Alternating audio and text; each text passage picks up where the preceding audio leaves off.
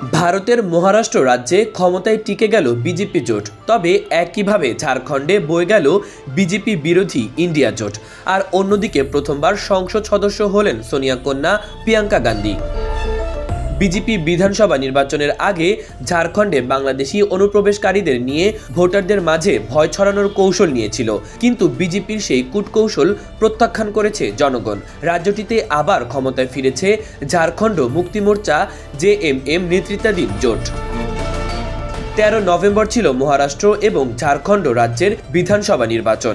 একই সাথে পশ্চিমবঙ্গের 6 আসন সহ ভারতের 15টি রাজ্যের 48টি বিধানসভা আসন এবং 2টি লোকসভা কেন্দ্রে ছিল উপনির্বাচন। শনিবার সকাল 8টা থেকে শুরু হয় ভোট গণনা, তবে সবার নজর ছিল মহারাষ্ট্র এবং ঝাড়খণ্ড রাজ্যের দিকে। ভারতের লোকসভা নির্বাচনের 6 মাসের মাথায় মহারাষ্ট্র এবং ঝাড়খণ্ডে বিধানসভা ভোট হয়ে গিয়েছে। মহারাষ্ট্র বিধানসভায় বিপুল ভোটে জয় পেয়েছে বিজেপি নেতৃত্বাধীন মায়াবতী তথা এনডিএ জোট। জোটের বিপক্ষে ছিল কংগ্রেস নেতৃত্বাধীন মহাবিকাশ আঘাড়ি। অপরদিকে ঝাড়খণ্ড রাজ্যের মূল লড়াই ছিল বিজেপি নেতৃত্বাধীন এনডিএ জোটের বিরুদ্ধে রাজ্যটির ক্ষমতাসীন দল ঝাড়খণ্ড মুক্তি মোর্চা জেএমএ নেতৃত্বাধীন কংগ্রেস, আরজেডি, সিপিআইএমএল, লিবারেশন এর মহাগঠবন্ধনের।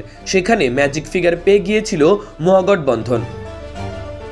রাজ্যটিতে 81 বিধানসভা আসনের মধ্যে সরকার গড়তে প্রয়োজন 41টি আসন, যা দখল করে মহাগঠবন্ধন। রাজ্যটিতে আবারও একবার সরকার গঠন করতে চলেছে বিজেপি বিরোধী ইন্ডিয়া জোট। 17 দলের ইন্ডিয়া জোটের কয়েকটি দল মিলিয়ে তৈরি করেছিল ঝাড়খণ্ডে মহাগঠবন্ধন জোট। সেই জোটের নিরিখে ইন্ডিয়া পেয়েছে 57 আসন, এনডিএ পেয়েছে 23 এবং স্বতন্ত্র 1 আসন। একইভাবে কেরালা রাজ্যের ওরেনারে লোকসভা আসন ছিল লোকসভা উপনির্বাচন। সেখানে প্রথমবার ভোটে জিতে জয় পেলেন কংগ্রেস নেতা রাহুল গান্ধীর বোন প্রিয়াঙ্কা গান্ধী। রাজনীতিতে একাধিক জনসভায় ভাষণ দিলেও এবারই প্রথম তিনি ভোটের রাজনীতিতে কংগ্রেস প্রার্থী হয়েছিলেন, আর প্রথমবারই বাজিমাত করলেন তিনি। সেখানেই উপনির্বাচনে সর্বশেষ তথ্যমতে প্রায় 4,10,000 ভোটের ব্যবধানে জয় পেয়েছেন প্রিয়াঙ্কা। চলতি বছরের গত এপ্রিল-মে মাসে 7 ধাপে ভারতে অনুষ্ঠিত হয়েছিল 18তম লোকসভা নির্বাচন। সে নির্বাচনে কেরালার ওরেনার আসন এবং উত্তরপ্রদেশের রায়বেরেলি আসন থেকে প্রার্থী হয়েছিলেন রাহুল গান্ধী।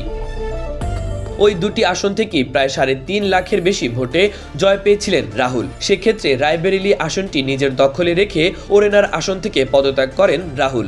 আসনটি শূন্য হয়ে যাওয়ার কারণে ওই কেন্দ্র থেকে প্রার্থী হয়েছিলেন প্রিয়াঙ্কা। মুসলিম অধ্যুষিত ওরেনার আসনে প্রিয়াঙ্কার প্রতিপক্ষ ছিলেন কেরালার বিজেপি নারী মোর্চার সাধারণ সম্পাদক নব্য হরিদাস, সিনিয়র সিপিআই নেত্রী সাধন্য মোকেরি। মাহবুবুর রহমান ইমন, খবর সংযোগ।